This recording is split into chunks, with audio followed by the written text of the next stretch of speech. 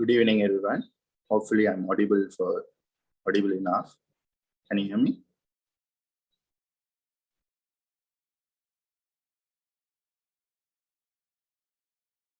Yes, it is.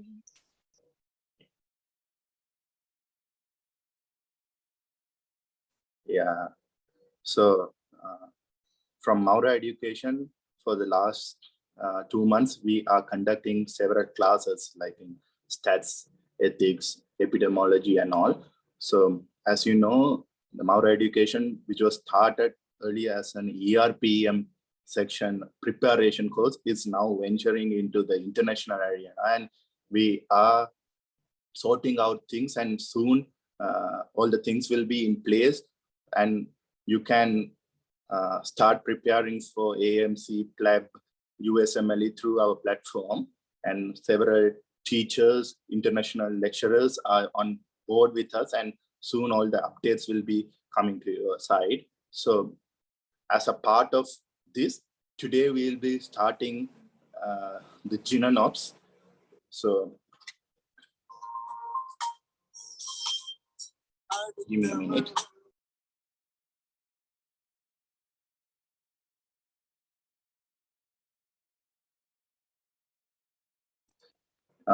Okay, fine.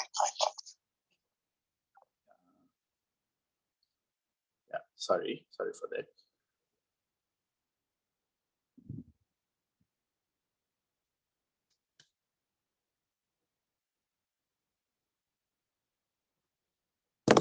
Yeah, so today we'll be starting Gyn and Obs, and the topic will be legal consideration and ethical practice. So we invite Wafa Hamad Madam. She is MRCOG lecturer and specialty registrar working in UK, and we are very happy to invite her today to take us through this lecture. So hopefully she will be with us throughout this journey, and she will join us in teaching us in future too. So that's we welcome, Madam. Madam, you can take over now. Okay, all right. Thank you very much. I'm trying to record my screen. Yeah.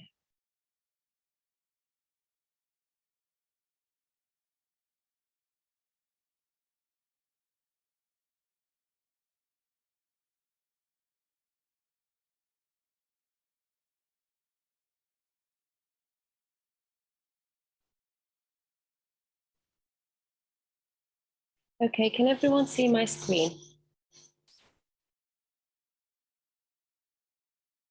Yes, Madam, we can see. All right, okay. All right, so thank you, and special thanks to Rajivan who invited me to do such a lecture. I'm delighted to be teaching you about basics of litigation and ethics and obstetrics and gynecology in the UK.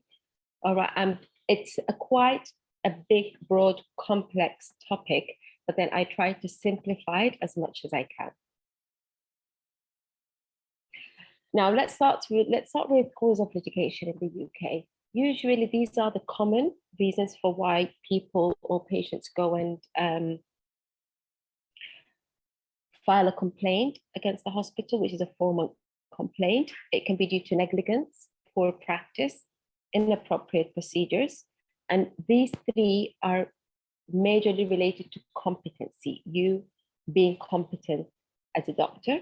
Also, poor documentation, insufficient patient counseling, complications. You know, complications are bound to happen, and obstetrics is a high risk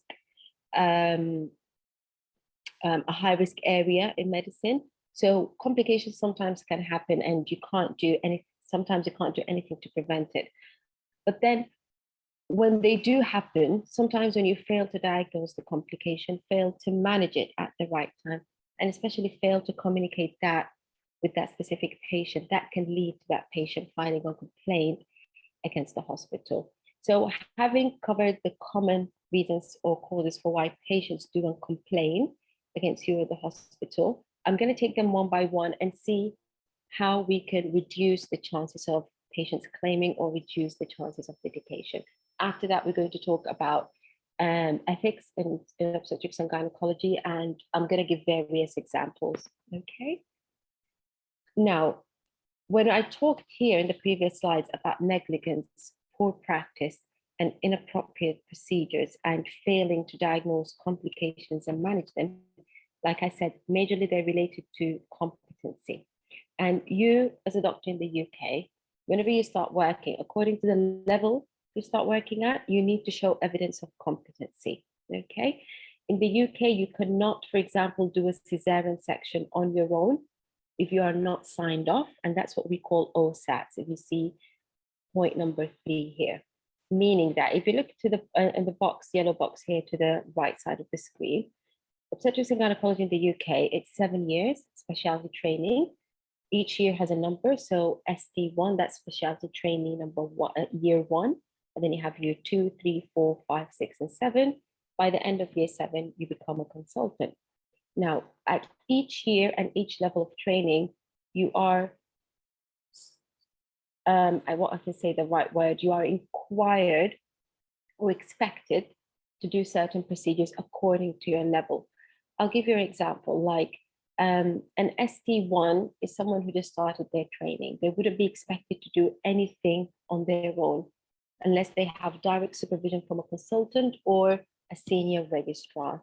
Okay, they have certain clinical skills that they have to obtain, okay, and have assessments on at that year. When they're not allowed to go to year 2 unless they demonstrate that they have done all of these clinical skills or at least practiced them. Now let's go to ST2. So I'll give you an example. A specialty registrar in their 2nd year of training, they are expected to repair an episiotomy, all right, on their own without any supervision. But they are not expected to repair a 3rd or 4th degree perineal tear or an obstetric anal sphincter injury on their own. So if you're an ST2, you cannot go and repair 3rd degree tear on your own, all right, without direct supervision or assistance from a senior doctor. Let's say, for God bidden, you repaired a 3rd degree tear, okay, inside the theater, and a complication happened. Any complication, like the patient bled heavily, postpartum hemorrhage, and it led to complications, her going to the ICU, and ultimately, let's say, death, okay? They will come and ask you as an ST2, why did you do it on your own without direct supervision when you're not supposed to, and you do not have the evidence that you are competent in doing it? Let's compare it to a registrar in their 5th year, an ST5. By an ST5 year, you are supposed to be competent in repairing 3rd degree tears on your own. Let's go through the same case scenario. You went, you had a 3rd degree tear, you took her in, you repaired it, postpartum hemorrhage happened, ultimately it led to like sepsis, let's say, and death, okay? When they come and look through it, they will come and see you, and then they will see your competencies. Yes, you're an ST5, and you do have evidence that you're competent of doing it on your own. Even though it led to maternal death, but you were acting according to your competency. You did not exceed your competency then, okay? So that's how you can protect yourself as a doctor, all right, by showing evidence and being trained properly, have your certificates, okay, and having your OSATs done. In case the hospitals, I'm going to talk about that later on, the hospital's risk management team comes in, investigates, and see why did that maternal death happen. When they come and see you as an operator, you're the one dealing with the 3rd degree tear that was the reason for the postpartum hemorrhage. They will see, okay, you acted according to your competencies, you did not exceed it, okay? And they will look into your portfolio and your competencies. They will see how many 3rd degree tears repairs you have done before.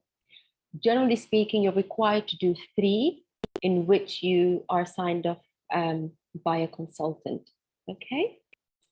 And if they find that everything's in place, you have all your certification, you're properly trained, then you will not be under any legal action. They will not question you because, like I said, complications sometimes happen. What's important is that appropriate person, according to the year of training, is dealing with that complication or dealing with that issue or problem. Okay. Let me talk a little bit about OSAT. So each year, going from year to year, you have something called formative OSATs and you have summative. Formative is just like an exercise. Imagine you are going for a driving exam, driving license. You want a driving license, you're going for the exam.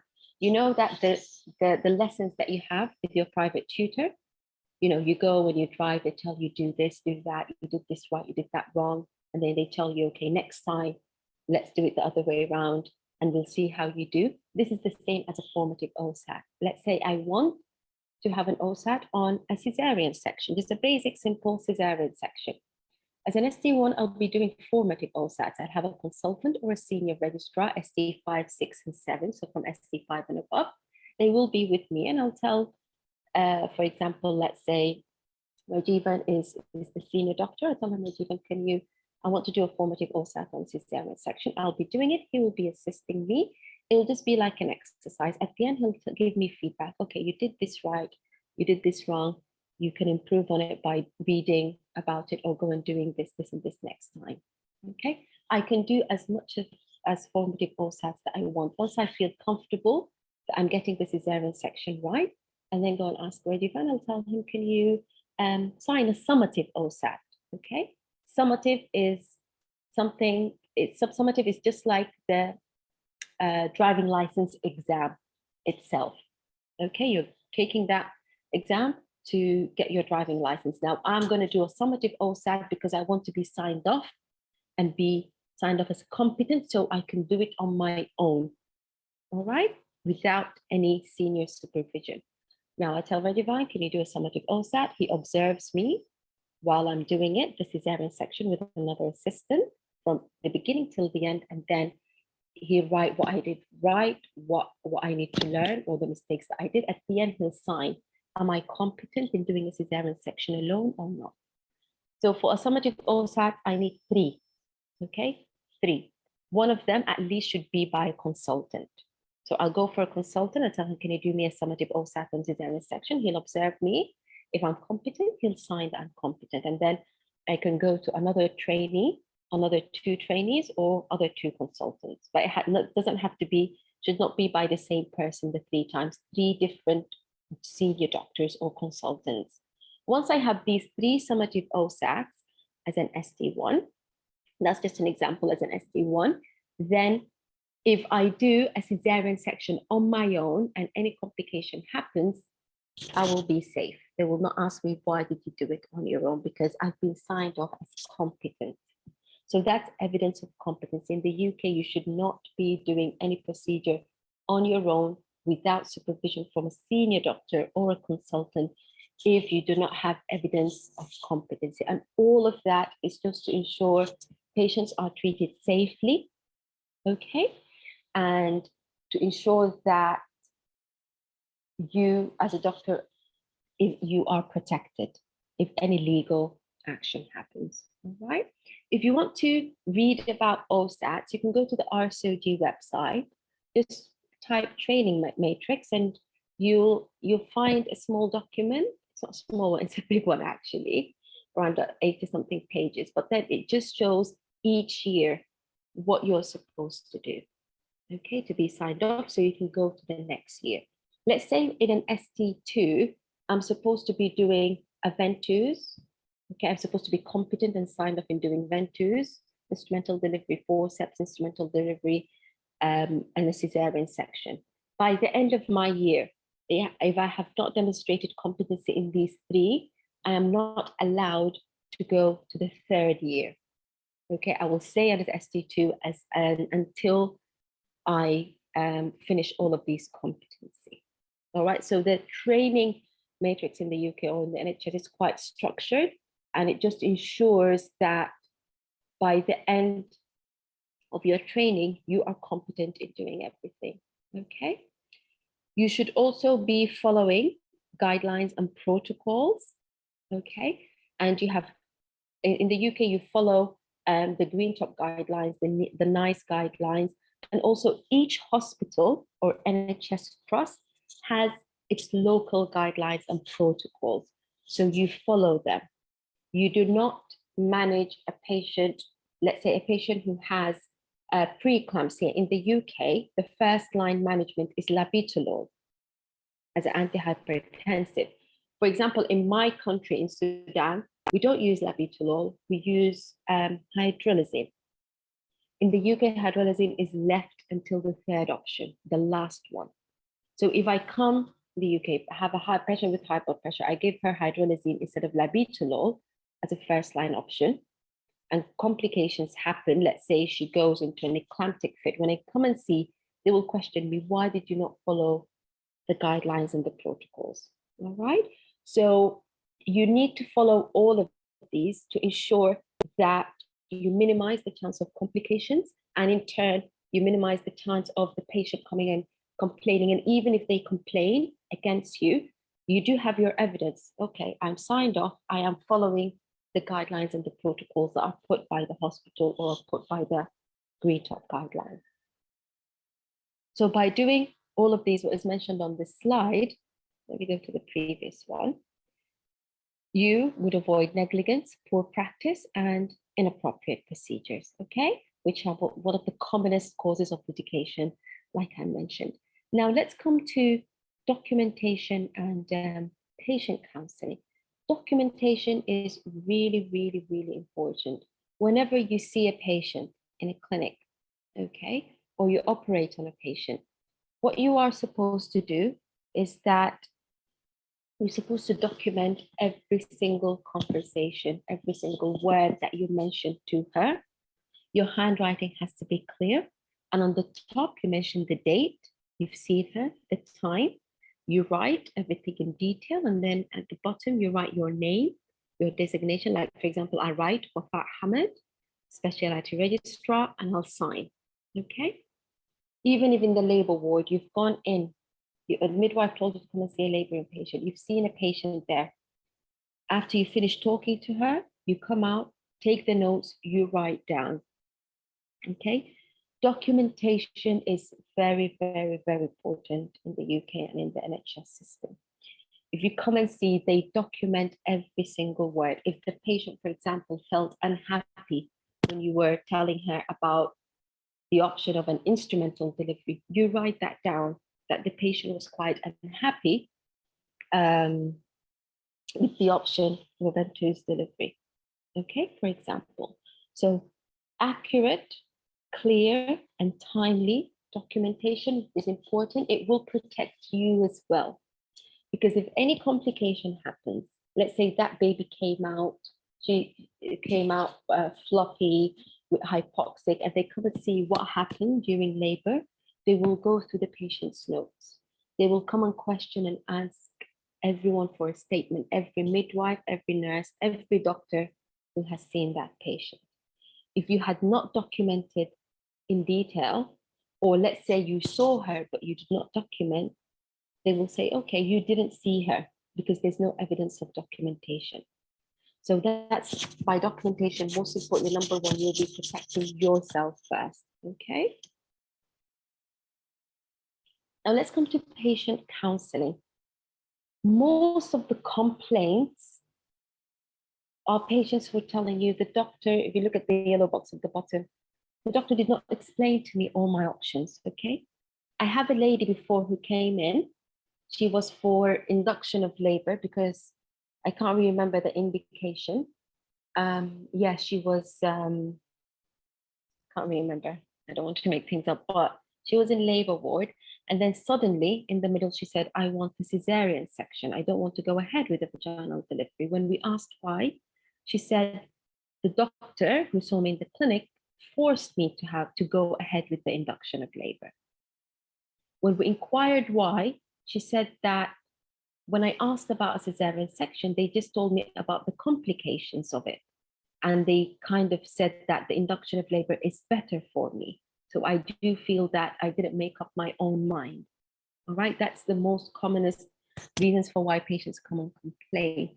So let's come to the fundamentals of patient counseling. There's a lot to do under patient counseling.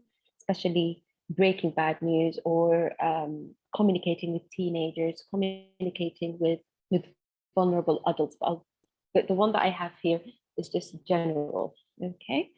So first of all, always explain yourself in a language that the patient understands. Don't use medical jargon, just pure, simple layman terminology. And for people who their English is not their first language, that may be difficult, but with practice, also those who are preparing for exams, if you go through patient information leaflets, you just Google them, no matter what your exam is, as long as it's an OSCE exam, where you would be seeing patients and talking to them, whether it's a PLAB exam or your MRCOG exam, when you're talking to the patient, the examiner would be seeing, are you talking in a language that patients do understand? All right. So you make sure you apply that in clinical practice. When you're explaining, if you can draw. For example, if you're explaining to her a copper T coil, draw it. Tell her it looks like a T-shaped device. It's covered by a sleeve of copper. It's inserted inside your womb, where it kind of prevents the egg and the sperm meeting. Okay, you can draw. Also, if she has a uterine fibroids and you want to explain to her what uterine fibroids are, draw the uterus and say fibroids are, for example, are benign growths inside the uterus. They are very common in your age. And you can see here, they can either be found on the surface, and you can draw it. It can either be found in the muscle or inside the lining of your uterus. Okay, and drawing can help, and only draw when appropriate. Always, when discussing with a patient a management plan, take her to a level where she is able to understand what she has, why does she have it, okay, and what are her options. So at the end, she will use all the information you gave her so she can choose on her own, okay?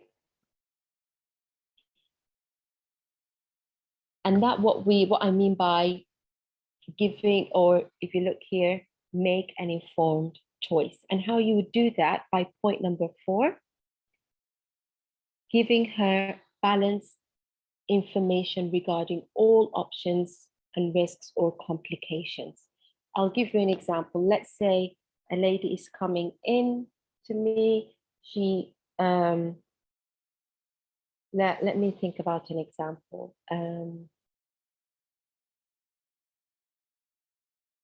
She's coming in asking for contraception, okay? She just wants to be on a contraceptive. So after I take history and I know what she's into, I give her the options. I tell her the first option can be you can go into combined oral contraceptive pill. Okay, it has 2 hormones. So I'll try to start explaining to her what are the combined oral contraceptive pill, how she would take them every day. Okay.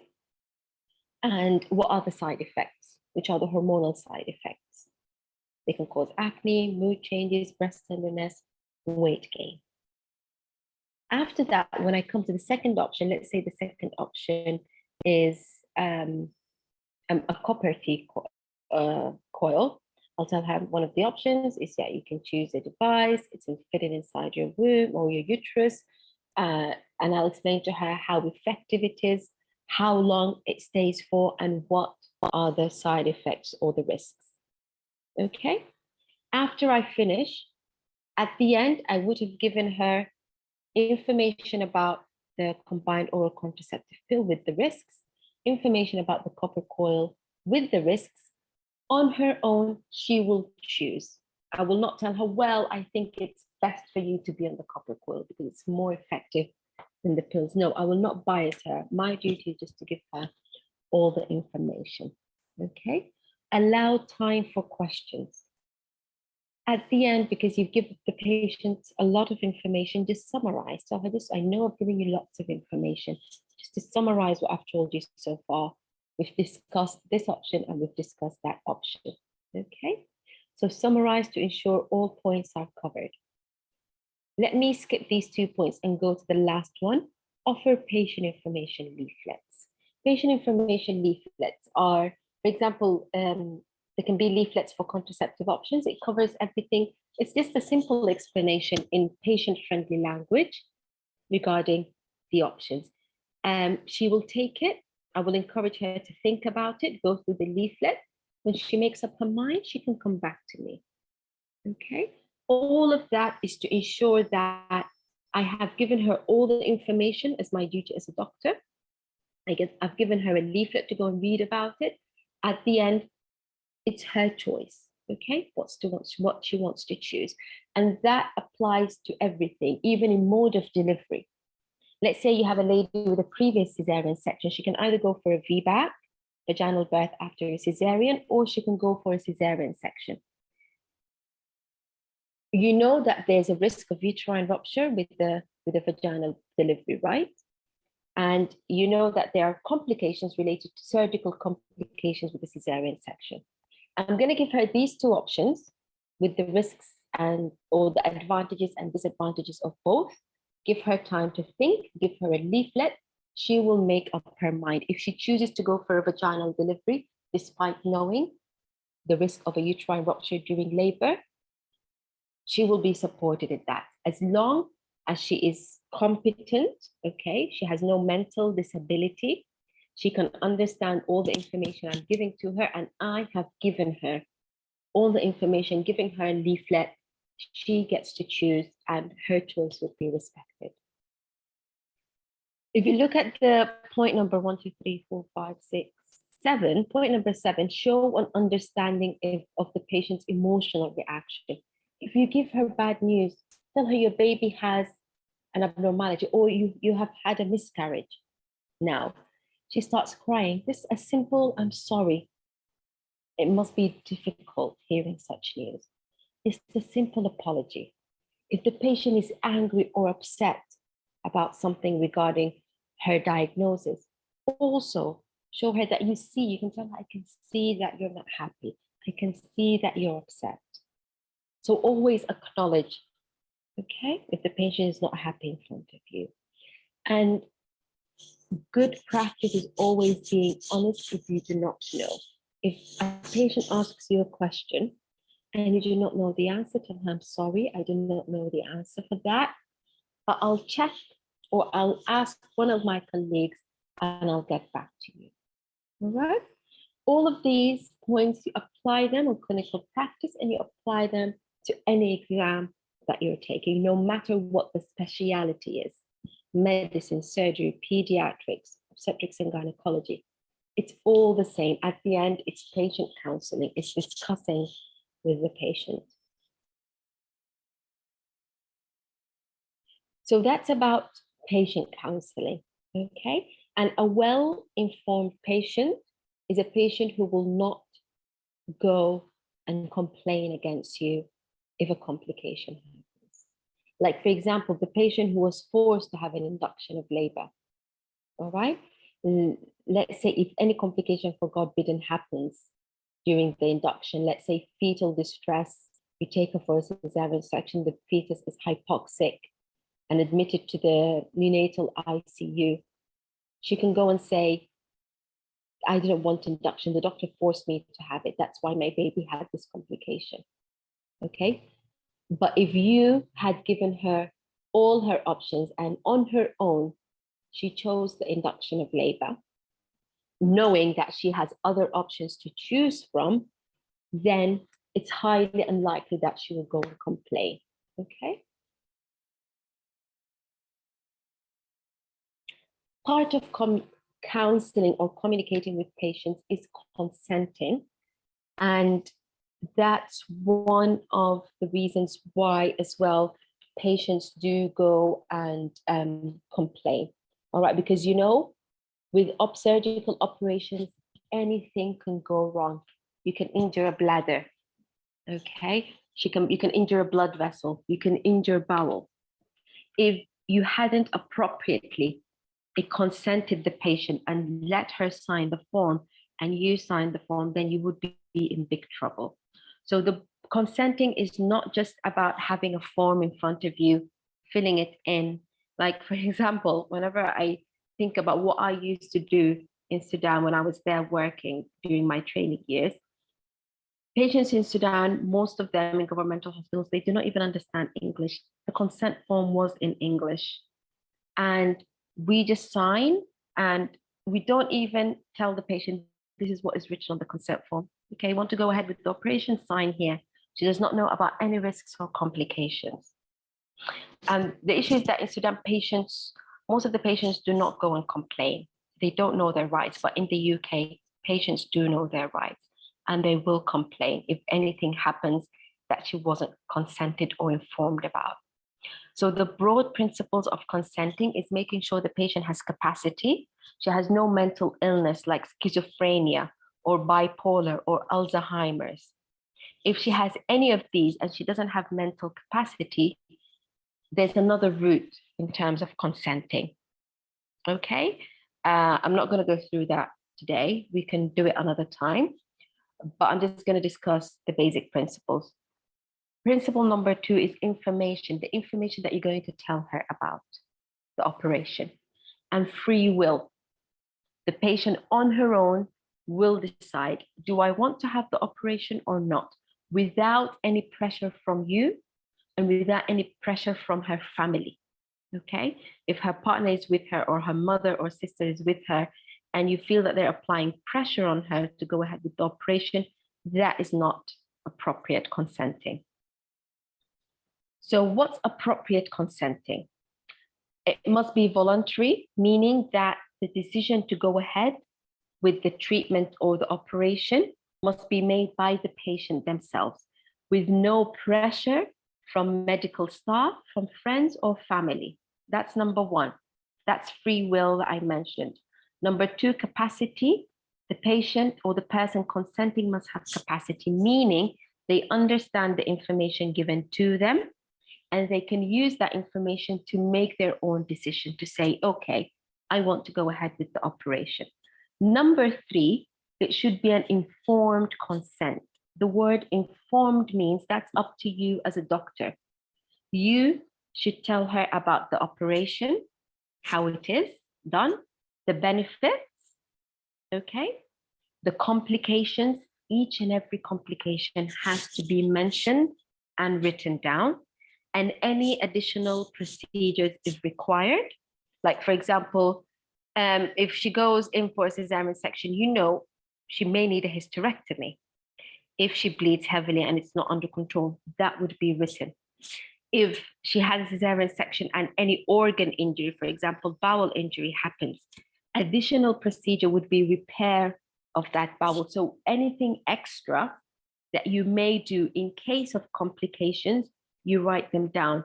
Because if you don't write it down, let's say you don't write down there's a risk of bowel injury and she may need to have her bowel repaired. If it happens inside the cesarean, they're going to look at the consent form. If it was not written, then it cannot be touched. Okay? Because the patient can tell you, well, you didn't tell me about that. If I knew, I wouldn't have had the cesarean. And then you legally, she has the right to complain against you. So I'm going to show you the consent form in a bit. So after the patient has understood everything, she has to sign and you have to sign as well. All right. And everything you write on the consent form has to be in patient-friendly language, not in medical jargon. Like, for example, evacuation of retained, so let's say surgical suction evacuation. Patients don't understand that. You're not going to write that down as the name of the operation. You'll say surgical removal of pregnancy tissue. Okay? Because a patient will be given a copy, usually a consent form. Under it, there's a carbon copy. When you fill it, one copy will be put in the patient's notes, another copy the patient will take it home with her so she can read it. So she has to understand everything written on that consent form. This is a brief, or this is one of the examples of a consent form. You can see here on the top. Let me see if I can, yeah.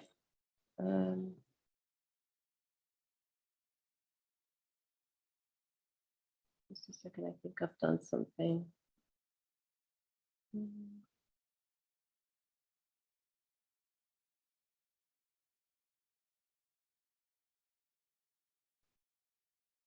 Sorry, I'm new to Zoom.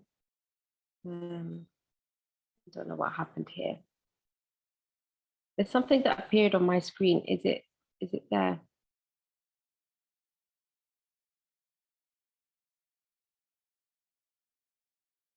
Let me put that down. Okay.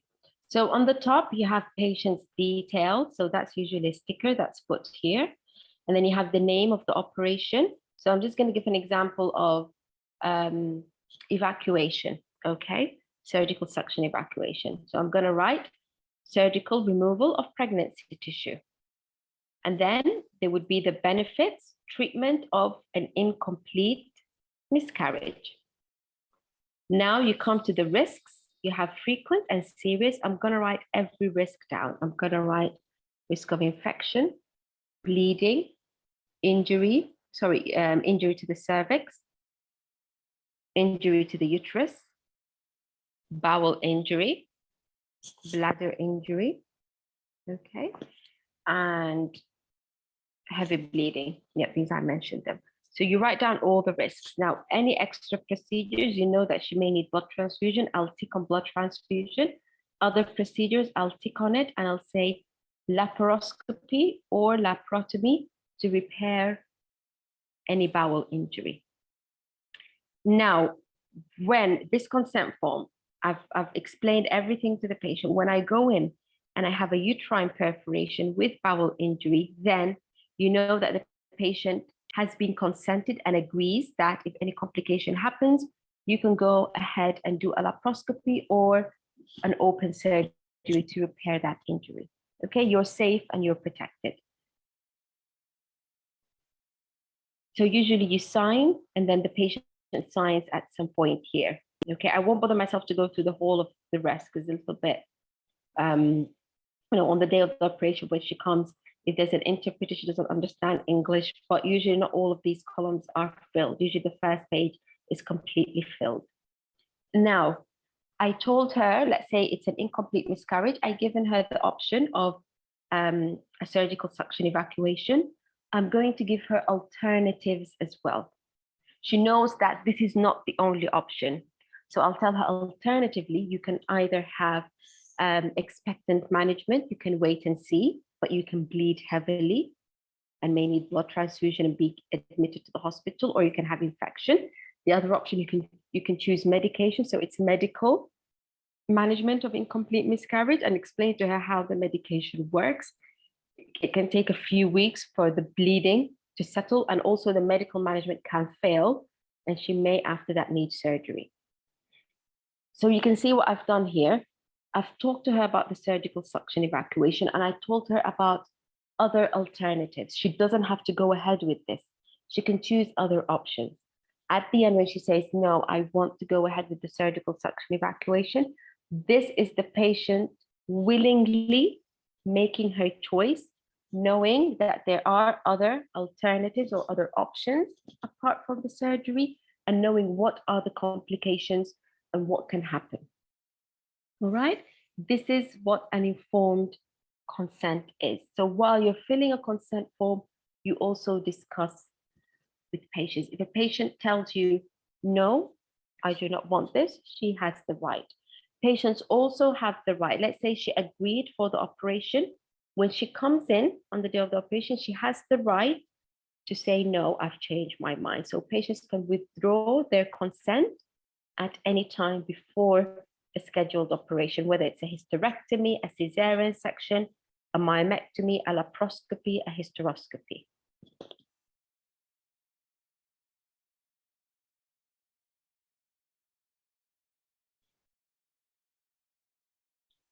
Okay, so now we've covered the common cause of litigation, competency as a doctor, how you should demonstrate that to avoid negligence, poor practice, inappropriate procedures.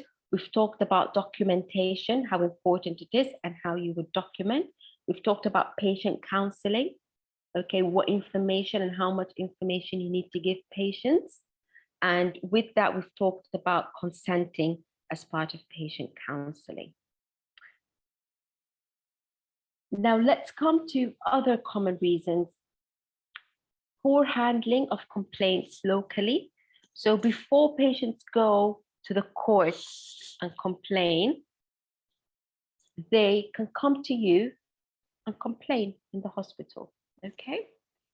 If at that point you take that complaint seriously, you explain to her what happened, how it happened, why it has happened, and what will be done because of that complication, then it's highly unlikely that she will go to court and complain. So if you handle patients who come to you in the clinic complaining, if you handle them really well, being a good listener, okay, discussing their issues, addressing them, then that would reduce the chance of her going to complain, and in turn will reduce the chance of litigation against you or the hospital. The last point is that we've covered in consenting, which is failure to follow agreed procedures related to consent, which are these that I have mentioned, okay? The 3 pillars: capacity, the information you give, and free will of the patient.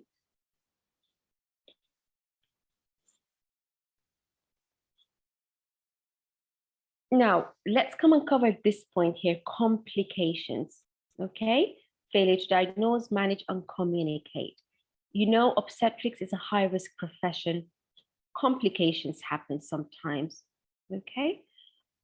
What steps can be reduce the chance of litigation? Let's say you went in, you have a lady who has 3 previous cesarean sections. You went in and did a cesarean section and you injured the bladder. Okay, because you know, there's adhesions, there's scar tissue, the bladder can be in the way of you entering the uterus and you injure that bladder. That's a complication. And in the UK, any injury that happens or complication happens during the operation, patients will be informed about it after the operation. So when the patient knows that her bladder was injured, she can go and complain and say that is poor practice or negligence or anything. Now, you can't do anything about the complication. It happened, it already happened, and it's done. Okay, what you can do is how you deal with it and with the patient after the complication happened. We have something called duty of condor. Duty of condor is basically every health professional, okay, or every doctor, no matter what year of training they're in or of their consultants, if anything goes wrong with the treatment of the patient, they go, be honest to the patient, tell her that this complication has happened and apologize. Say, we are sorry that this has happened to you. Okay, communicating like that with the patient, telling her that you being honest, okay, telling her the truth. We were doing your cesarean section, the bladder is in the way and we accidentally injured it. We are sorry that that has happened to you. She may feel a little bit okay at that point and say, all right, the doctor was polite enough to come and explain to me and apologize. So if she was planning to go and complain, she will not do that, all right? Point number 2 is adequate debriefing. Going to the patient, explaining to her everything that has happened. We went in, we did the cesarean because of your 2 previous cesarean sections. There was a lot of scar tissue and your bladder was stuck to your uterus where we would usually want to open and deliver the baby. We tried as much as possible to avoid the bladder, but it was in the way and accidentally we have injured it. It's a complication that can happen. So we did call in the urology doctors who are specialists in dealing with bladder injury, and they came in and they repaired the bladder. We have also inserted a catheter, so we can rest your bladder for around 7 to 10 days until the stitches heal and you are able to go and urinate on your own, after which we would remove the catheter. So you see, you have gone and explained everything from beginning to end. This is called debriefing. Debriefing is when an emergency happens. Let's say a patient came in with cord prolapse from home. You have no time to explain to her that your cord is prolapsing. We need to take you in. This is the complication. This is what's going. You have no time for that. You have to take her in for a cesarean section. After you finish, go and explain to her. This is what happened. You came in like this and we considered an emergency. We had to act very quickly to save your baby's life. That is called debriefing. Okay. Point number 3 is keep the patient well informed of any steps involved. So for example, so let me leave point 3. Let me talk about point 4 because point 3 is related to point 4. Point 4 is something called incident reporting. In the UK, there's a system in place for certain events in obstetrics and certain events in gynecology and also in other specialties as well that would trigger incident reporting. Examples, if there's shoulder dystocia, it has to be reported. If there's cord prolapse, if there's major postpartum hemorrhage, if there's maternal death, if there's a 3rd or 4th degree perineal tear, if there's unexpected admission of the neonate to the ICU. Okay.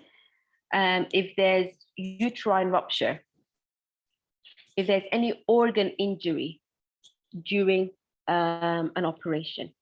What is incident reporting? They would write down, this is the case, this is what happened, this is the complication. And then there's an independent, what is called risk management team. They will come and investigate and see why did that lady have, for example, shoulder dystocia, okay? And what are the complications that happened? They will go through her pregnancy notes and labor and delivery notes and see, were there any risk factors in her case, in her pregnancy that were not picked up and led to this or not, okay? If there was any mistakes in her management that led to the shoulder dystocia. Sometimes, shoulder dystocia is a complication that can happen unexpectedly and you can't do anything about it. But then again, why do they do that? Because they want to see, is there anything wrong in the practice? So let's say they find that, for example, in her notes that the patient was diabetic, the baby was 5 kilograms or something, and she was still left for a vaginal delivery. She wasn't counseled about the risk of shoulder dystocia. She wasn't offered the option of a cesarean section. Then they will take it as opportunity to share it across the department and say, this is an incident that has happened. A lady born a baby went in labor, she had shoulder dystocia. It led to Erb's palsy in the fetus or in the baby. The risk management process has concluded that these are the reasons and these are our recommendations. Okay, the recommendations can be any lady with a baby 5 kilograms or more should be offered a cesarean section, should be counseled about the risk of shoulder dystocia plus or minus fetal complications. So we can see they take it as an opportunity to see if there's anything wrong in the practice in the hospital and to avoid such complications from happening. By doing that, they will reduce the chances. When they reduce the chances of the shoulder dystocia happening again due to malpractice in the future, in turn, automatically, they will be reducing the chance of patients litigating against the hospital or complaining against the hospital. Now, I'll go to point number 3. The patient has to be well informed about the incident reporting. So you go and tell her, so I'll go back to my bladder injury example. So after you debrief her, explain to her what happened during the cesarean section, you be honest and open and apologize by applying the duty of candor. You would then explain to her the risk management or the incident reporting. Tell her that since this unfortunate complication has happened, the hospital will have incident reported it, meaning that the hospital will investigate it and see why it has happened and if there was anything that could have been done to avoid it from happening. It usually takes around 6 weeks Once the report is out, you will have a copy of the report. So here I'm showing the patient that what has happened to her is being taken seriously by the hospital. They are investigating it. Will she go and complain? No, I doubt that after that she'll go complain unless she's really angry. Okay. Number 5 is root cause analysis, which is basically just like it's just like risk management. It's just root cause analysis. If all of you have been through, medical school and remember the research and everything, it's basically also knowing the reason for why that complication has happened. Okay, they're all means by which the hospital investigates any complication that happened and to see if there's any malpractice or poor practice, so they can take it as an opportunity not to blame you who did the complication, no, but to take it as a learning opportunity for other people to know that, okay, this complication has happened because of this malpractice. And they wouldn't mention names at all. They will just say our recommendations will be 1, 2, 3, 4. It will be distributed everywhere, so people can go according to these new recommendations or guidelines and rules and apply them in future cases. Point number 6 is audit. Audit is basically just researching like the hospital's practice. Like, for example, I want to do an audit on, what can I say? The incidence of postpartum hemorrhage, okay, in my department in the hospital. And when I do it, I'll go and see every patient who had postpartum hemorrhage in the previous 6 or 9 months. I'll take all their notes and then I'll see what was the reason for their postpartum hemorrhage and what is the percentage of postpartum hemorrhage in our hospital. If I do find that it's very high, then that's a problem that needs to be dealt with. So auditing helps identifying problems in the hospital regarding practice. Okay.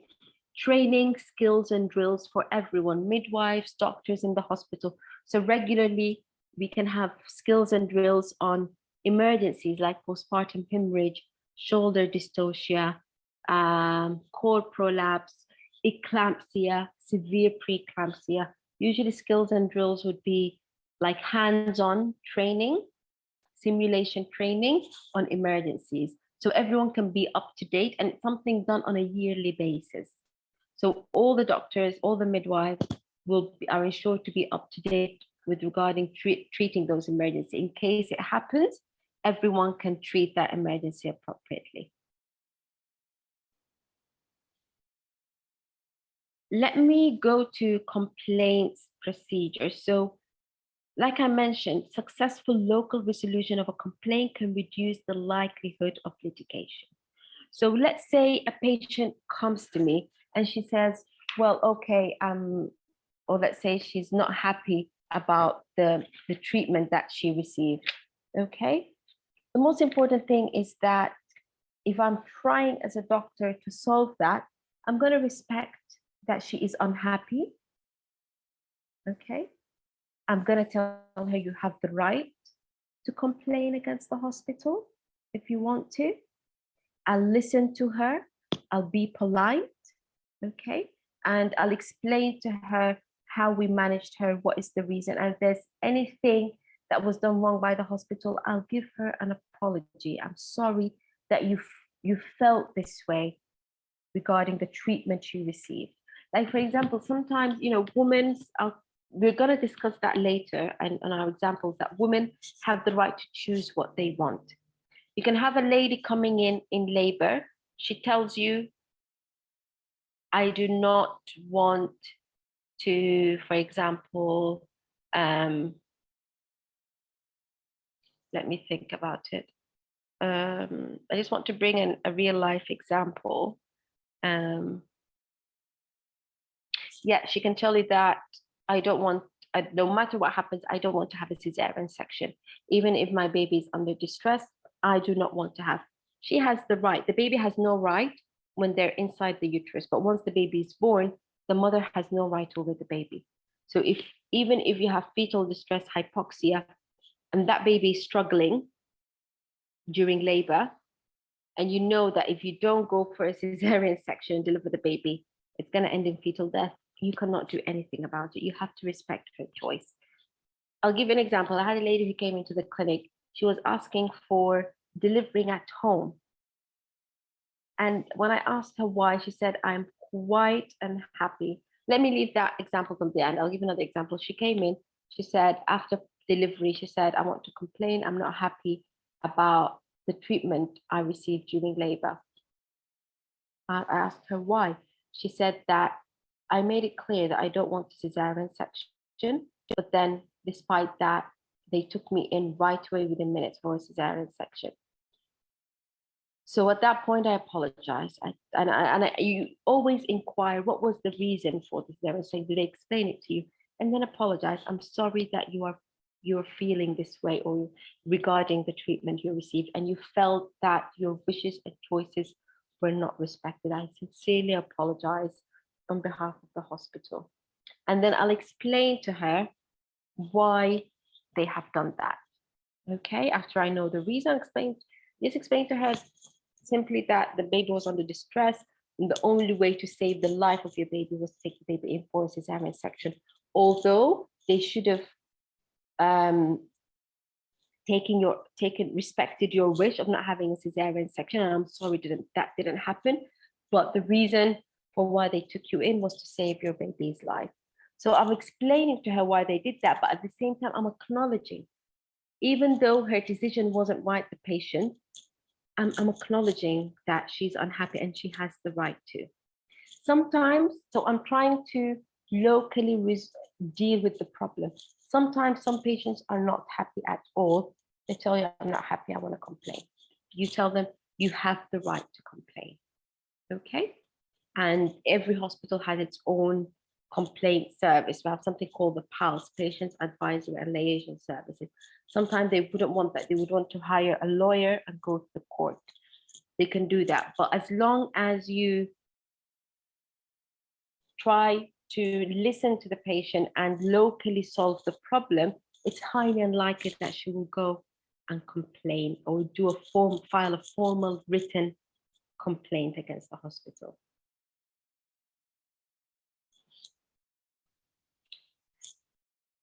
I've mentioned before, remember when I was talking about how to reduce the chance of litigation, incident reporting and risk management?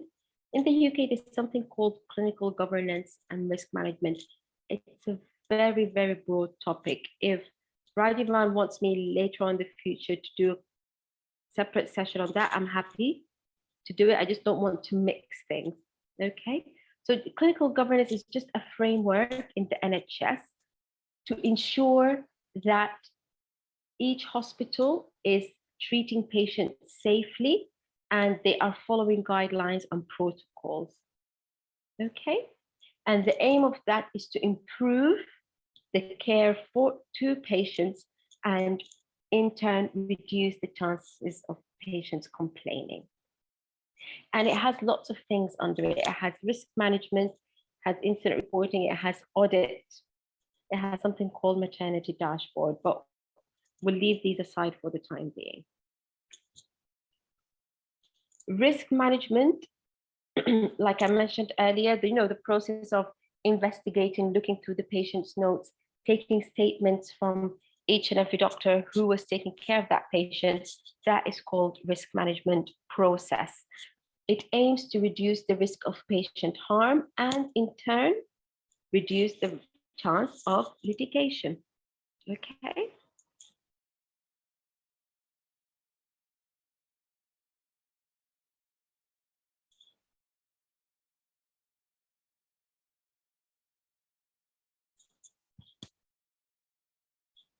All right, that is all about litigation and how we can reduce the chances of litigation. What are the commonest reasons? And I've covered in terms of competency, okay?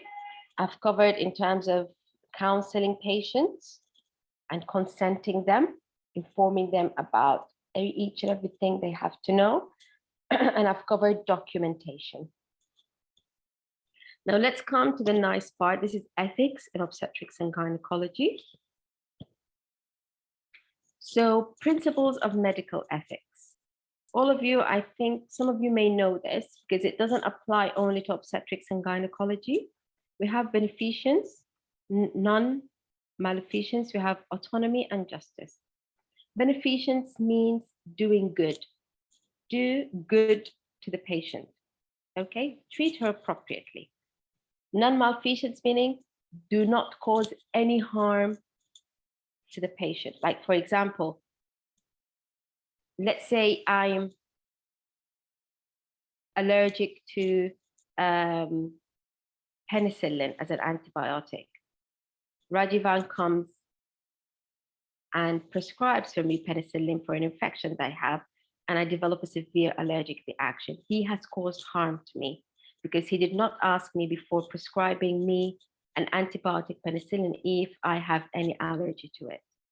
Okay, that's what meant by causing no harm. When you're treating the patient, do not harm her. Make sure you are giving her something that is safe for her and she has no contraindication for receiving it. Autonomy is respecting the choices of the patient, no matter what the patient chooses, as long as she has mental capacity.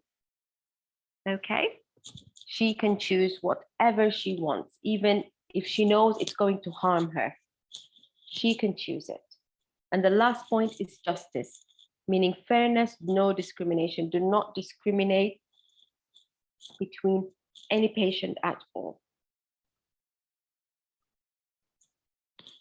So we're going to see how these are applied, and I'm going to give a few examples. So especially in obstetrics and gynecology, you know, there are certain areas in that there are certain different rules. We have termination of pregnancy, young teenagers who are coming 16 years and below. Usually they come from 12, 13 years to 16. Women who are HIV positive, and patients who are coming asking for request or requesting something.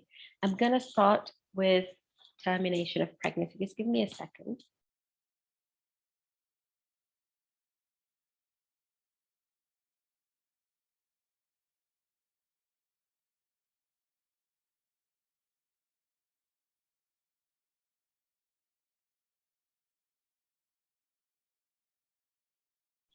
Okay, so termination of pregnancy. In the UK, there's something called an Abortion Act. Abortion or termination of pregnancy is legal. Okay, legal when up to 24 weeks, where risks to psychological or physical well-being of women or her existing children. So a lady, let's say a lady comes in, she's 18 or 20 weeks pregnant. As long as she's less than 24 weeks, she tells you this is an unplanned pregnancy. I can't take care of this child. I want to terminate. So she has a reason. Okay, she can have the termination done. But if you look at point number 2, any gestation and over 24 weeks, if risk to woman's life or severe abnormality. So the cutting gestational age is 24 weeks. Before 24 weeks, if a woman that is her choice and she feels that she has children at home and she can't take care of another baby, then she has the right to ask for an abortion and it would be agreed for and done. But if she is above 24 weeks, there has to be a valid obstetric reason. Either that continuing the pregnancy will endanger her life. For example, she has pulmonary hypertension, and it's known that if she continues with the pregnancy, her life would be at risk medically. Then that's a reason to terminate the pregnancy. Or there's severe abnormalities of the fetus, like it's an anencephaly, or the baby has multiple abnormalities that the baby is not going to survive, or there's going to be a very poor outcome for the baby. In that case, if she's above 24 weeks, she can terminate the pregnancy. Okay. And this, I've attached here the form. This is in each and every hospital. any lady undergoing termination of pregnancy, regardless of the gestational age, regardless of the reason, this form has to be signed before the termination is applied. And usually you can see it's an Abortion Act, and this is a certificate to be completed before an abortion is performed. Now, the first doctor would write I, and you write the name, your name and your doctor, okay? And then you write the name of the patient, and you write the date in which you have seen her, okay? And also another doctor writes the same thing. And then you will circle the reason. So we have 5 clauses for abortion or reasons. You have A, B, C, D, and E. You circle the one that applies to the patient, and then it needs a signature. The first consultant's signature or doctor's signature, and the second, and the date. After that form is filled and signed, then that patient can have the termination or the abortion. Okay. Now, under abortion or termination, there's doctor's ethics. The system also, apart from it respecting patients' choices, it respects doctors' choices as well. Okay, so a doctor cannot be forced to act against their duty-based ethics. Like, for example, in some religions, it's not right, according to that religion, to terminate a pregnancy, no matter what a gestational age is, even if she's 10 weeks or 8 weeks. In their religion, it's not right. The NHS respects that, okay? So if a patient comes to you and she asking for termination and there's good reason for the termination, if your religious views or ethical views prevents you from doing that, you can say no. But at the same time, look at point 2, a doctor should not allow their ethical beliefs to affect patient care. So refer to a colleague with a different ethical views for a second opinion. So you can say, no, I can't go ahead with it, but you refer to another doctor. You don't tell her, no, I can't go ahead with it, and then she just goes and not have a termination because of your beliefs. You refer to a second doctor, another doctor, practitioner who would agree for the termination. Okay, so if you look at this box here in yellow, I've given an example. If a patient presents to you in clinic where she wants termination of a pregnancy, even if your personal ethics would prevent you from providing this, you address it. Okay, so you say, because I object, my ethical beliefs are against termination, I would refer you to see another colleague. Okay, and the other colleagues, they would go and, according to the ethical beliefs, they would agree for it. So you can see you have the right to refuse according to your ethical beliefs, but don't let that affect the patient. Refer to another doctor. Point number 3, a doctor cannot be forced to provide these services, but must provide any other care needed for this woman. So let's say you're against terminating the pregnancy, okay? And you said, no, you have the right to do that, but refer her to another doctor. And the other doctor agreed, there were 2 signatures, she had the termination, let's say medical termination, but then she came in bleeding because there are some retained tissue. Okay, you as a doctor, you should treat those retained products because that's care needed for that woman post the procedure. So if she comes to me and she has retained products after termination of pregnancy, I should provide the care for her. I should do the evacuation or the appropriate management, okay? Because the termination has already been done. Some doctors have objections regarding, according to ethical views, that single unmarried women, like in Islam, single unmarried women should not be sexually active. They should not have contraception because that would encourage them to be sexually active. So let's say me as a Muslim, I say, no, I'm not going to insert an IUCD for you because my beliefs are against that. And I refer her to another doctor, and another doctor agrees, inserts the intrauterine contraceptive device, and then she comes in with an infection, a pelvic infection. She comes to me with a pelvic infection. By law, I should treat that pelvic infection. Okay, so you get the point here.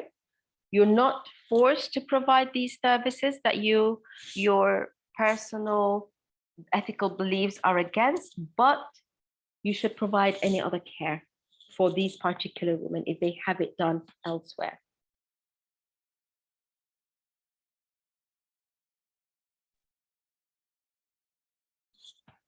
So that was about termination of pregnancy. So it's very important for you to know the rules here in the UK within the NHS. Let's come to young teenagers and confidentiality. This is just a brief overview about the age and when they have the right to ask for treatment. So from birth until 15 years old, and it applies to pediatric surgery and medicine as well. Until 15 years old, any child comes to you asking for treatment, they have the right for it, and you should agree for it if they are GILIC competent. And I'll come and tell you what that is. It's a form of an assessment tool to see if that child has the mental capacity and they are able to decide on their own treatment. And you don't need to inform their parents. If they pass this GILIC competency, they can choose on their own. And by law, you should not inform the parents if they do not want you to tell their parents. Okay? When they reach their 16th birthday, once the day they turn 16 years old, the law changes from competency to something called capacity. All right? So therefore, 16 years and above, they are under the Mental Capacity Act, 16 years until they die. So adults, okay? From 16 years, teenagers, until they are full adults, 80, 90, 100 years old, until they die. It's mental capacity, meaning that they have the right to choose their treatment on their own, even if it's not advised, as long as they have the mental capacity. They do not have any disease that is affecting their mentality, like Alzheimer's, schizophrenia, bipolar, and so on. So less than 16 years old have the right for treatment and also have the right for confidentiality. And I've mentioned earlier GILIC competency. So GILIC competency is when it was a rule put in place for those under 16 years old who come to you in the clinic and they want to be treated. For example, if I have a 15-year-old comes to me, she's pregnant and she wants to end the pregnancy. She wants to terminate the pregnancy. If she ticks the GILIC competency, then I should provide the termination of the pregnancy, okay? And if she ticks the GILIC competency, apart from me providing the treatment or the termination, by law, I am not allowed to inform her parents. If one of the parents comes, asks about their daughter, is she having a termination, I should not give any information. But if she is not GILIC competent, then I will not give her that treatment because she's not competent. And if the parents come and ask, I can inform the parents, okay? So it's a rule was put in place for the rights of young teenagers. What is GILIC competency? It's just making sure that that young girl understands the information given to her. She can, and she's asking questions.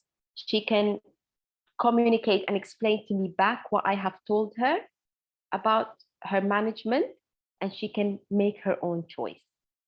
At the end, she will tell you, okay, I want to go ahead with the medication, the medical management or medical termination. So during the consultation, I will make sure while I'm sitting with her that she is competent. I will indirectly assess her during the consultation. At any time, if I feel that that young girl does not understand what the term, even after me explaining in a very simple way what termination is, what are the risks, if I feel she's not understanding me, then she is not competent. okay? And I cannot make her decide upon the termination. Now let's come to, and Gillick competency applies to any pediatric patient as well, if they come alone without their parents' knowledge.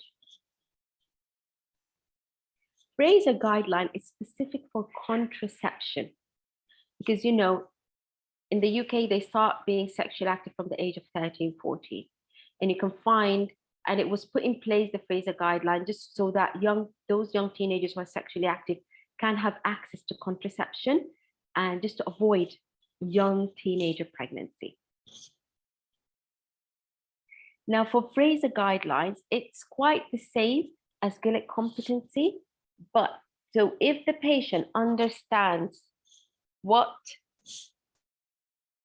sexual intercourse is, she understands what can happen. So basically you'll be asking, do you know what sexual intercourse is? How long you've been sexually active?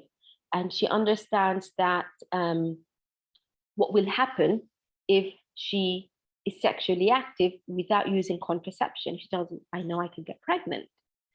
And she tells you that's the reason why I want to be on a contraception. So she's Fraser competent. She understands what she's going into, and she understands that sex can lead to unplanned pregnancy. Sex can lead to infections. If she is competent, then of course, I will encourage her to inform her parents. I'll just give her an advice. But if she doesn't, she says no, then I cannot tell her parents, and I cannot apply pressure or persuade her to inform her parents at all. Okay.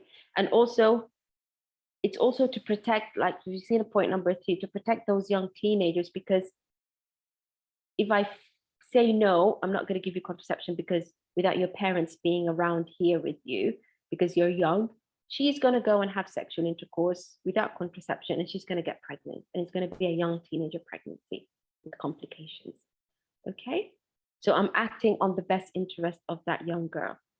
And also sometimes her physical health will suffer in terms of getting pregnant while she's very young and undergoing termination with the complications. You will think about all of that, or her mental health. She's too young to deal with a pregnancy or a baby. If all of these points are then point number 5, then it's in her own best interest for me to give her contraceptive advice and give her put her on a contraception without her parents' consent, meaning without her parents being around, without one of her parents saying yes, she can have contraception. So if she fulfills all of that criteria on her own, she can decide upon it, and by law, as a gynecologist, I should give her the contraception. All right. So regarding young teenagers, it's very, very important to know the rules and the ethics regarding them. So I mentioned less than 16 years old have the right for treatment and confidentiality. So they have the right to choose their treatment. They have the right for confidentiality, meaning their parents should not knowing about it. If they are Gillick competent regarding any gynecological treatment or any pediatric treatment or any dental treatment as well, anything, okay? And if it's related to contraception, it's Fraser guideline. Now, let me go to age of consent for sex, because sometimes, you know, some doctors, you can have a young girl coming in 16, 17, she tells you I'm sexually active, let's say she has PID or something. You cannot tell her it's illegal for you to have sex at such a young age. She can go and complain, because it's not. The age for consent of sex generally is 16 years old, okay? But again, 14, if we have a girl who's 14 or 15 years old, she can legally consent to have sexual intercourse with a guy who is less than 5 years older. So the gap between them is less than 5 years. And if her age is 12 or 13, then she can have sexual intercourse with a guy who is less than 2 years older. So the gap is less than 2 years. So that's why whenever you have a young girl coming in with a pregnancy or with a vaginal or a pelvic infection, and you ask her, are you sexually active? And she says yes. Let's say she's 14. She says yes. Automatically, you will ask her, what is the age of your sexual partner? If, for example, she's 14 and she says her sexual partner, he is 16, that's fine. There's no problem in that. I do not have to escalate it to anyone. All right? Because the gap is less than 5 years between them. 12 and 13, yes, they can engage in sex as long as the gap is less than 2 years. But then again, it's not okay for teenagers at such a young age to start sexual intercourse, 12 and 13. In that case, you will inform something we call safeguarding, child safeguarding team. They will just go and see, why is that girl engaging in sexual activity at such a very young age? Okay. But if you find, for example, she's 15 and her sexual partner is 25 or 30 years old, you have to go and inform the child safeguarding, the child protection team, and in turn, they will inform the police, because it's illegal sexual activity. So always mind the gap. Don't automatically tell the girl it's illegal for you to have sex at such an age. No, inquire about the age of the sexual partner. Inquire if they have been forcing her for any sexual intercourse. Okay. Now, when to inform parents? Sometimes parents can come and tell you, my daughter came to you and she was asking for contraception, or she was, I think she's pregnant and she came here to the clinic. If she is 14 and above, so here we're dealing, let's agree that the cutoff age is 16.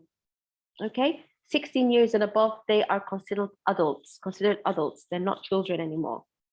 Less than 16, they're children. Now, less than 16, it's divided for when you can inform. Parents have the right to have information about their children if they come asking about it. If they're 14 years and above and they're competent, you need permission from that girl to inform her parents. If she says, no, I don't want my parents to know, tell the parents, sorry, I cannot give you information. Okay.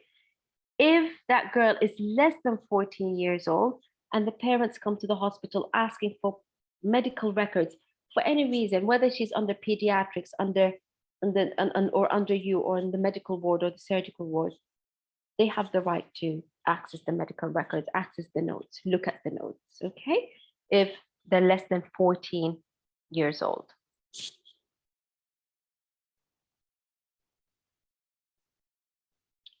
All right, let's come to HIV positive. It's important because it's, you know that patient confidentiality is very important. You as a doctor in the UK have a legal duty to maintain confidentiality. You do not inform any relative or friend of the patient about information about the patient, even if her husband comes in. And let's say, for example, he asks you about his wife's results, you do not give it. I'll give you an example. Usually when you have both, the male and the female together, it would be in infertility clinics, because, you know, infertility, you're dealing with both of them.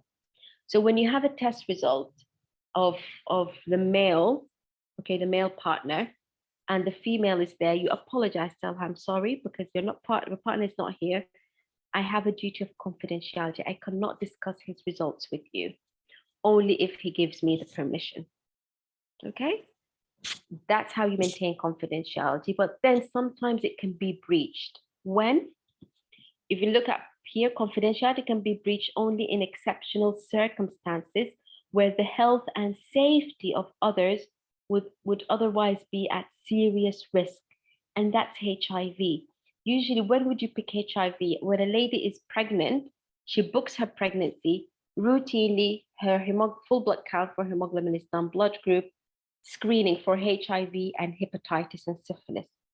If she turns out to be HIV positive, you ask the lady, are you planning to inform your sexual partner? If she says no, then you clearly and honestly tell her, if you do not inform your sexual partner, by law, the hospital will be informing him. Okay? So, for example, if you look here, if a doctor knew that their patient was at risk from an HIV positive partner who refused to disclose their disease status, the law would support them in breaking this confidentiality. So if she refuses to tell her sexual partner, then if you go and break the confidentiality and inform her partner, the law would be with you. All right? Because you are acting in the safety of the other person. That's when you can breach confidentiality. Another example, a lady who is being subjected to domestic abuse or domestic violence. Her partner or husband is beating her every single day, and she has a child at home. Of course, what's the discussion between you and her about the domestic violence, it would be confidential. You will not inform anyone about it. If she doesn't want another doctor to know about it, she has the right. You will not inform any other doctor.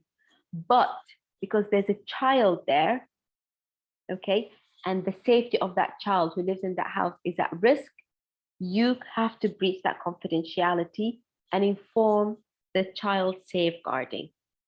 Child safeguarding are just, just they care for the safety of children. If there's any concerns regarding any safety, they would go and investigate it. So that's when you would breach confidentiality.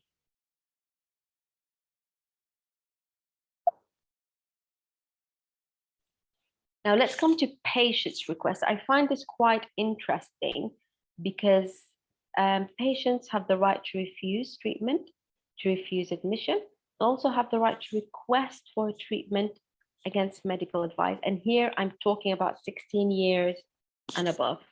Okay, so let's start with patient requests or refusal of treatment. They go, like I said, adults go under the Mental Capacity Act.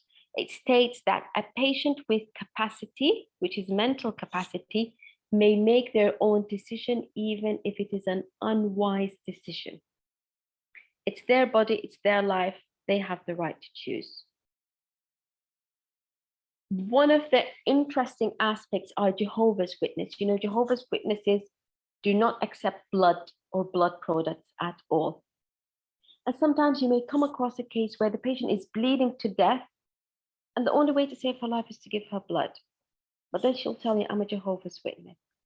So 16 years and above, okay, they have the right to say, I'm a Jehovah's Witness, I do not want any blood.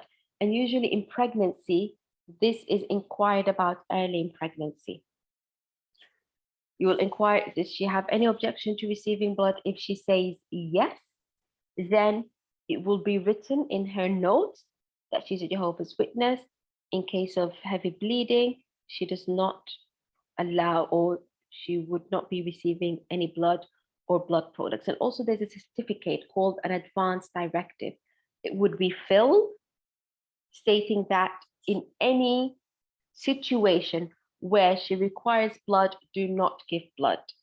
And that would be, a copy would be in the patient's notes. And all of that would be discussed during the pregnancy. Okay, let me give you an example. You have a 25-year-old. She came in with a ruptured ectopic pregnancy. She is bleeding internally. She is going to require blood transfusion, but she tells you, I'm a Jehovah's Witness.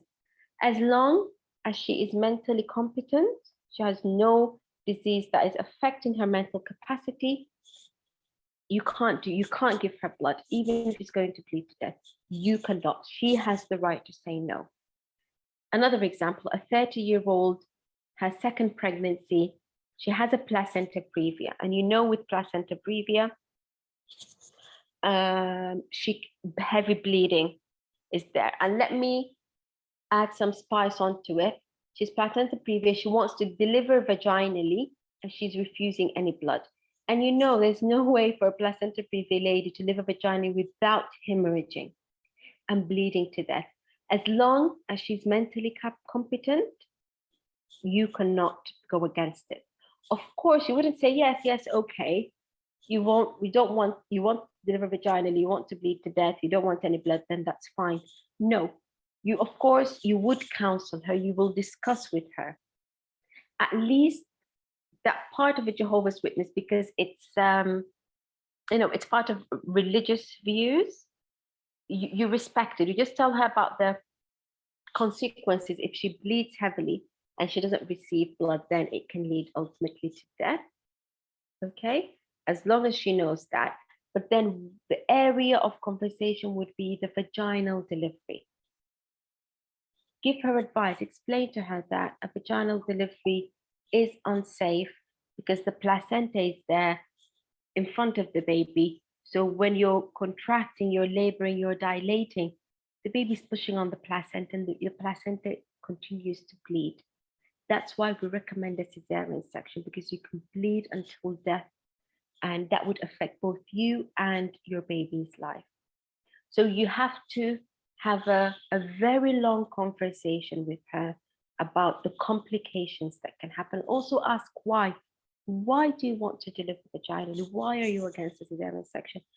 Maybe she tells you, well, all my sisters have delivered at home and I want to try, delivered vagina, I want to try it. I don't want an operation.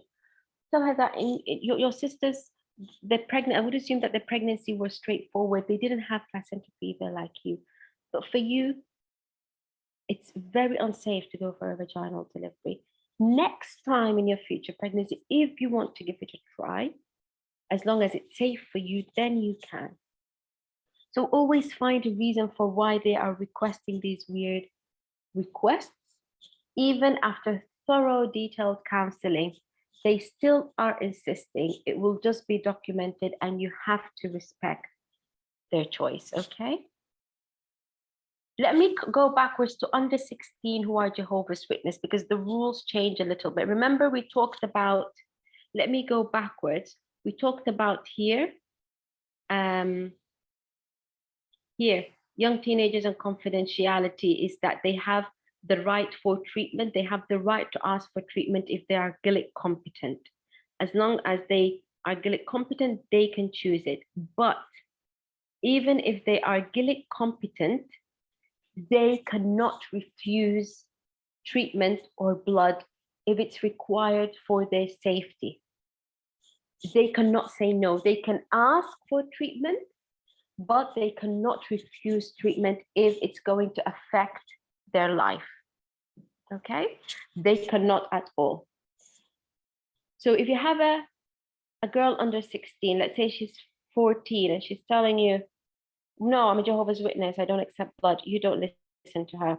You honestly tell her that, I do respect that these are your views regarding blood transfusion, but since you are under 16, by law, if your life is in danger and blood is required to save your life, we would give it to you. You cannot refuse it. You be honest and tell her what the laws are. Okay, so Jehovah's Witness under 16, they cannot say no if it's required to save their life. Also, let's say you have this same 14-year-old girl, she tells you, yes, I'm okay with receiving blood. But her parents come rushing in, they're Jehovah's Witness, and tells you, no, do not give her blood, we're a Jehovah's Witness family. They cannot do that because the blood is required to save her life. So if the blood is life-saving and parents refuse, you act in the child's best interest by giving the blood because it's required to save her life. And at the same time, you obtain legal protection from the High Court. You just pick up the phone in the hospital, call the legal department in the hospital, tell them about the situation, and then you give the blood. In case they go and complain against you, you would be covered. All right, I'll give you an example. You have a 15-year-old. She came in with menorrhagia, she's bleeding heavily. Her pulse rate is high. She's tachycardic, she's hypotensive. Her hemoglobin is 56. She's continuing to bleed with passing clots. She tells you, no, I'm a Jehovah's Witness. You do not listen to her because her life is going to be in danger. You give her the blood. All right. But if this same patient here, the menorrhagia, she was 25, coming with menorrhagia, hemoglobin 56, ongoing bleeding. If she tells you, no, I do not want blood, I'm a Jehovah's Witness, you respect it. You just tell her about what can happen if she doesn't receive blood. As long as she understands the complications, you just document it and you respect her choice. You do not try to force her and tell her, are you crazy? Do you want to kill yourself? You can die. No, because she has the right to go and complain against you if you mention something like this. Okay.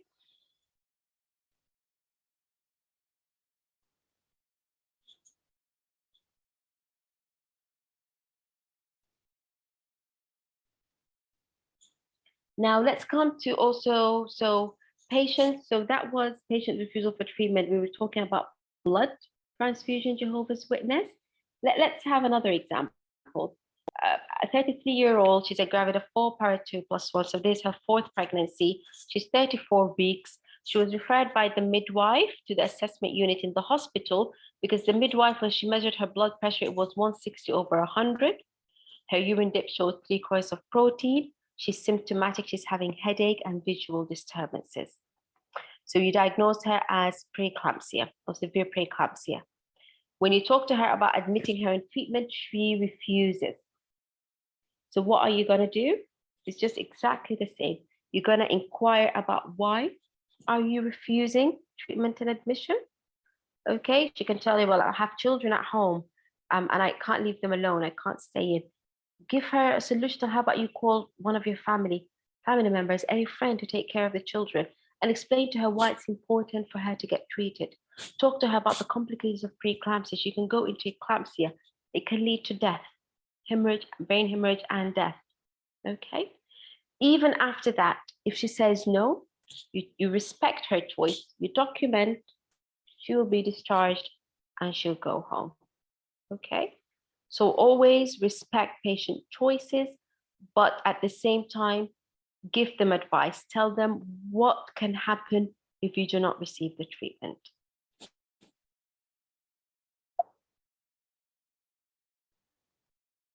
So as long as this patient has mental capacity, okay, then you have to respect her autonomy. And that's what we mentioned at the beginning. All right, respecting patients' views and beliefs and decisions, as long as they are mentally competent. Now that was dealing with patients' requests. Now let's come to patients who are requesting something against medical advice. Example, a young 30-year-old woman coming in telling you, I want sterilization, I want tubal ligation, I don't want to have any children. She does have the right to have the tubal ligation done, although she's young, but as long as you appropriately counsel her. Now here will come the communication that I mentioned earlier, okay? Tell her about the chance of regret. You can regret it in the future. If you want to reverse it, you will have to pay for it. It will not be covered by the NHS. And even if you reverse it, the chances of you getting pregnant are very, very low. And then give her other options. Tell her we do have other options, something that you don't have to take daily. Contraceptive devices can stay for 5 to 10 years. We have injections that can be taken every 3 months. We have what is it called?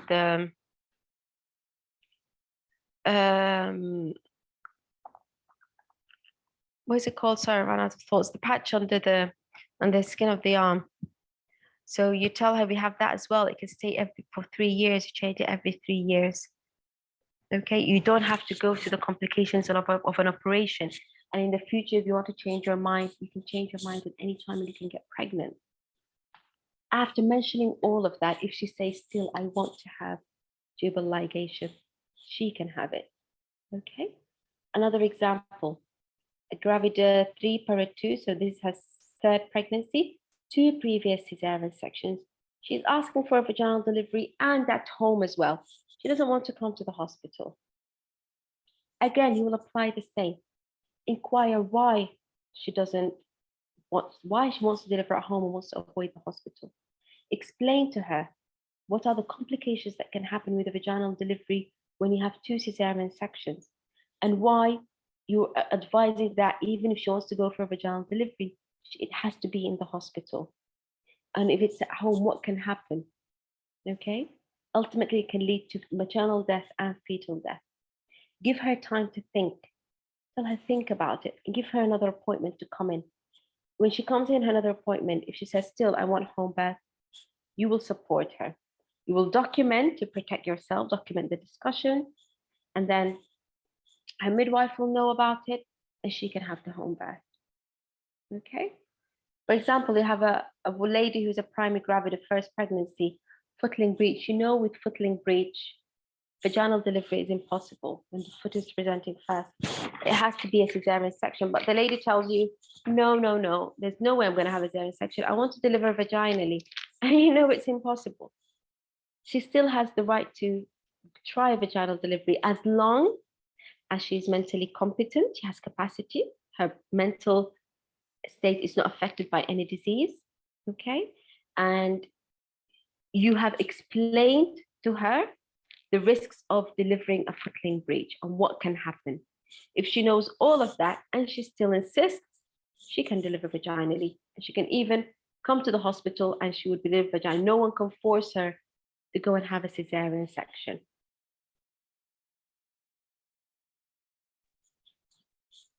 Another example, and this is something common that I have seen in clinics. You have a 25-year-old, she has severe premenstrual syndrome, or she has endometriosis that is causing her very, very bad chronic pain. She comes and tells you, I want my ovaries removed. I cannot take it anymore. And you know that when ovaries are removed such a young age, she'll go to menopause. There's no way she can have her own children, right? So again, inquire about the reason why she's asking for this. All right. And tell her about the complications, what can happen. If she has her ovaries removed, fertility will be taken away. She will have menopausal symptoms and complications, heart complications. She can have osteoporosis because of the lack of estrogen, in addition to the complications of the surgery. All right. Encourage her to have some time to think. Try to offer her some other medications. If the first medication didn't work, offer her stronger medication. Give her time to think. If she still insists and tell you, I still want my ovaries removed, after thorough discussion and counseling and her knowing all the complications that can happen and it's not advised, as long as she's mentally competent, you have to respect her autonomy. She will have the bilateral oophorectomy done or removal of her ovaries. Okay.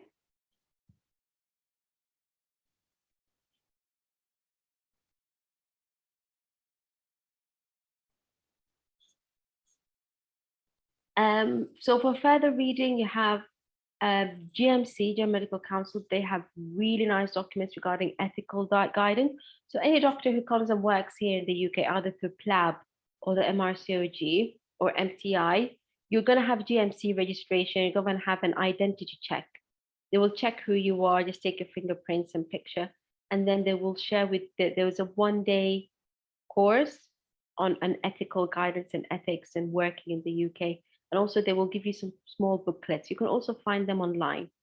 It's for every doctor who wants to come and work in the UK. It would also help you in your exams.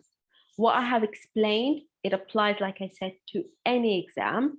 You're going to take an obstetrics and gynecology, as long as it's an OSCE, even written exams, you can have scenarios like these. What are you going to do if the patient is asking you for this? What is the best option? 1, 2, 3, 4. Also, RCOG has ethical guidelines. You could search for them. And there's the BMA as well. It talks about ethics as well. Okay, so these are sources for useful further reading. I hope I tried to make it as simple as possible and everything was clear. Does anyone have any question, please?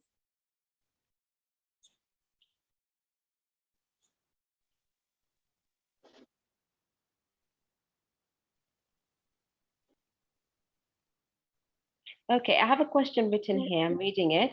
After explaining all options, do we mention what is the best medical recommendation for the patient? Yes. So after you finish, you tell her, and you have to use your words wisely. Don't tell her that according to evidence, you must have this. No. Tell her according to evidence, we advise or we recommend for your safety this. but at the end, the choice is yours. Okay, so yes, you do mention your recommendation.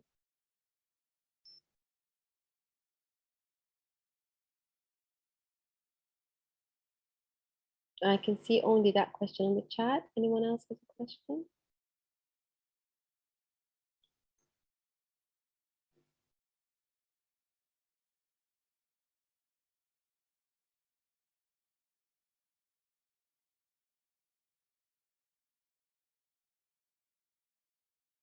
You're most welcome. Thank you. Like I said, I'm really bad in Zoom. This is the first time I use it. Okay, so I'm pausing. Okay, stop sharing. Okay. Right, I think this is clear now.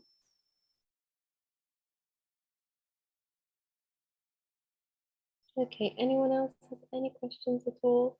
And tell me if you found this useful or not. If you want me to cover anything else in detail, just feel free to let Rajiv know. Okay, so I have a question. What about patients with psychiatric illnesses when refusing treatment? That's a good question. Then they would not fall under being they would not have mental capacity. Okay.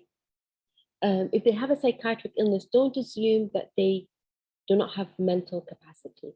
Always have an assessment from a psychiatrist. If they tell you that this patient they're not mentally competent to decide on their own, then they don't have the right to refuse the treatment. You act on their best interest if it's to save their life. Okay, and there's something called consent form number 4. That consent form is filled, let's say a patient is not mentally competent, she's having postmenopausal bleeding, she needs to undergo a hysteroscopy or a hysterectomy, for example, and she's schizophrenic, she does not, or she has severe Alzheimer's, she could not choose on her own. In that case, the consultants will get together, have a meeting with that patient's close family or first of kin, her daughter, her son, or her husband or partner, have a meeting and see if that patient was mentally competent. Like they gather from the family what were the patient's previous views regarding, did she mention if there's anything regarding refusing a certain option? And if there's nothing like that, then they will act in the best interest. The consultants will be signing that consent form and the patient will have the operation. And usually sometimes, some patients in the UK who have a psychiatric illness, like something that's going to deteriorate, like let's say they're in early stages of Alzheimer's and they know in the future they're going to deteriorate, they will not be mentally competent. They have something called an advance directive. It's a piece of paper, it's a legal document, they write on it, if at any point I have a disease or something, I do not want to have any surgery done. I do not want to have any treatment given to me.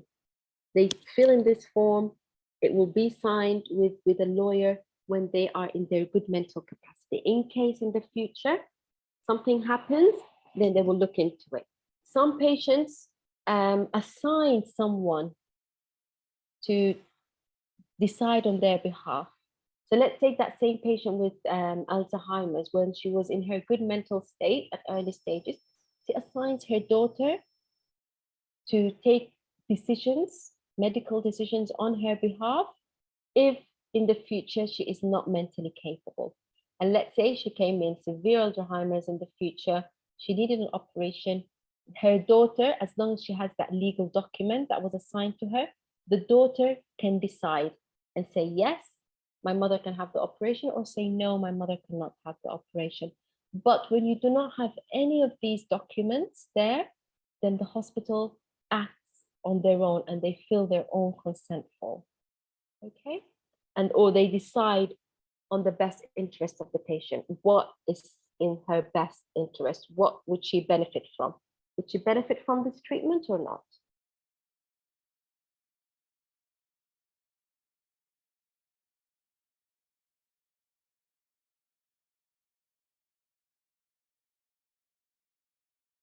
Any other questions?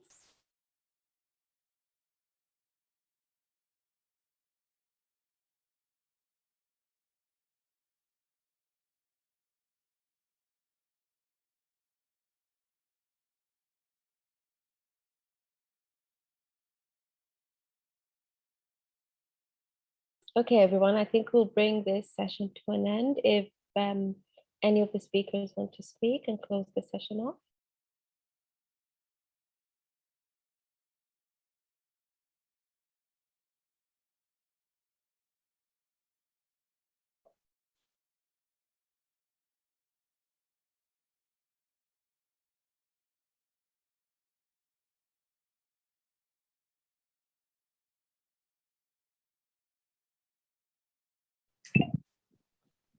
Thank you, madam.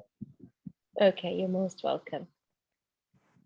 All right, bye-bye, everyone. Have a lovely evening.